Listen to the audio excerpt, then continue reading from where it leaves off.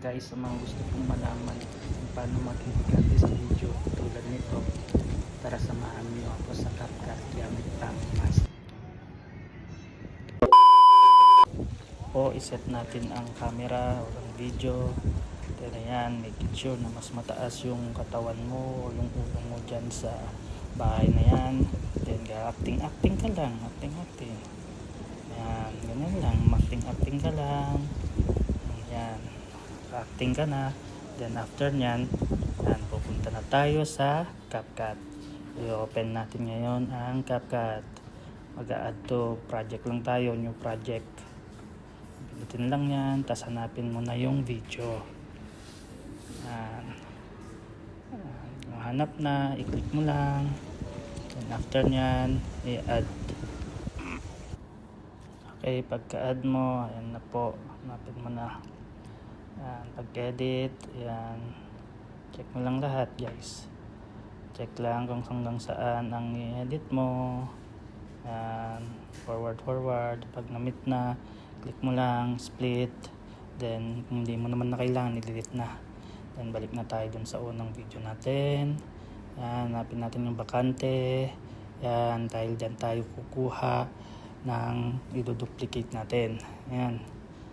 And after nyan, i-click na natin to, hanapin natin ang overlay at ibababa natin yan, overlay. After ma-overlay, drag lang pupunta sa kaliwa, dire-diretso lang. Then itong ano natin, video natin sa taas, click lang, then i-duplicate natin. Duplicate lang ang gagawin natin para may bakante sa taas.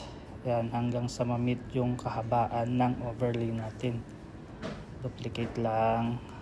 Pindot lang lagi ang duplicate. Yan, duplicate lang. Yan. Hanggang sa ma-meet ang overlay. Yung kahabaan ng video ng overlay. After nyan, ayan na po. Click na natin. Yung sobra dyan, i-click natin. Then, hindi naman na yan kailangan, i-delete natin. Then ganon din dyan sa baba, yung overlay, i-delete natin para walang sumsobra. Then balik ulit tayo. Yan, yung overlay na yan, i-click na natin yung overlay. Then hahanapin natin ngayon ang mask. Yan lang naman guys, napakadali lang. Yan, mask lang. Tapos yan, gagamitin natin ang horizontal. Yan guys, i-adjust nyo lang ng ganyan, ganito, ganyan, o. Yan.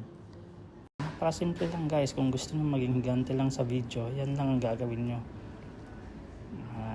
Mas lang. Tapos horizontal. After nyan, yan, okay na. Napakasimple lang guys. Yan, acting daw naman ako. Yan. After kung maging okay na yan, pwede mo na diretso i-export guys. Mapapansin nyo, ayan, nag-acting daw ng kamo. Pero makikita nyo parang higanti na yung dating natin dyan. Yan, ayan na guys, i-delete lang din natin yan kahit sa Facebook makita ng CapCut, hindi pwede. And after ma-delete, yan, export na natin. Yan, pagka-export, yan na guys, pwede mo na i-check yung video mo. Yan, hanapin mo yung video, click lang natin yung video natin, doon tayo sa photos, makita natin yung video, i-click mo. Kung okay na yan, pwede mo na siya i-upload. At kung nagustuhan mo itong video na to, baka pwede naman makakuha ng like and share dyan. At kung pwede, pa-follow na rin. Maraming salamat.